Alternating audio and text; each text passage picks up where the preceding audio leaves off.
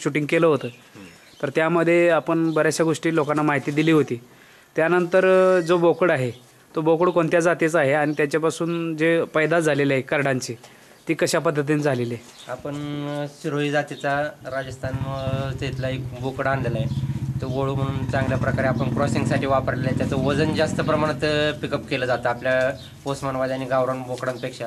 आणि त्याच्याकडून आम्ही क्रॉस करून घेतलेल्या उस्मानाबादी शेळ्या, त्या शेळ्या क्रॉस केल्याच्यानंतर असे 4 शेळ्यांना आमचे पिल्लं झालेली, तर ती उत्तम प्रकारे ती जास्तीत जास्त 15 दिवसाची पिल्लं आहेत. तर त्याची वाढ बघा, आपण एक चांगल्या प्रकारे ही पिल्लं कवर होतात आणि ह्यांची वाढ चांगली होऊन ह्याच्यापासून उत्पादन आपल्याला ते 50% सिरोही 50% उस्मानाबादी झालेली आहेत. आणि ह्यांचं वाढ होऊन ह्यांच्यापासून जे वजन आहे हे जास्त प्रमाणात कवर होणार आहे आणि पुढच्या तर आपल्या जास्त प्युरिटीच्या बाजूने अजून ह्यांची वाढ चालू होणार आहे. आता हा जो बोकड जो आहे तर याच्यामध्ये राजस्थानाच्या वर जास्त वळलेला आहे, तो बोकड दाखवा आणि त्याचं वैशिष्ट्य सांगा. तर हा कलरला पाहून आपण जर हा पाहिला ते 3 करडं झालेली आहे त्या शेळीला. त्यामध्ये हा जास्त प्रमाणात सिरोहीच्या बाजूने ह्याचं पर्सेंटेज वाढलेलं आहे. त्या सिरोहीचे कान हे खूप लांब असतात आणि त्याचा कलर त्याच्यावर चॉकलेट रंग असे स्पॉटिंग येतात त्यांना.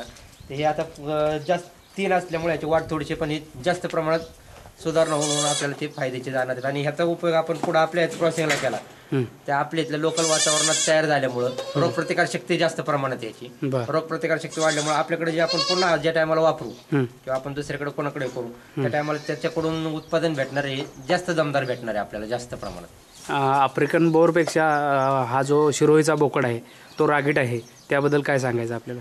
आफ्रिकन बोरचं बोकड कॉस्टिंगच्या दृष्टीने पाहिलं तर तो आपल्याला सध्या परवडत नाही, कारण 4,000 रुपयाच्या आसपास 1,500 ते 4,000 पर्यंत किलोने देते.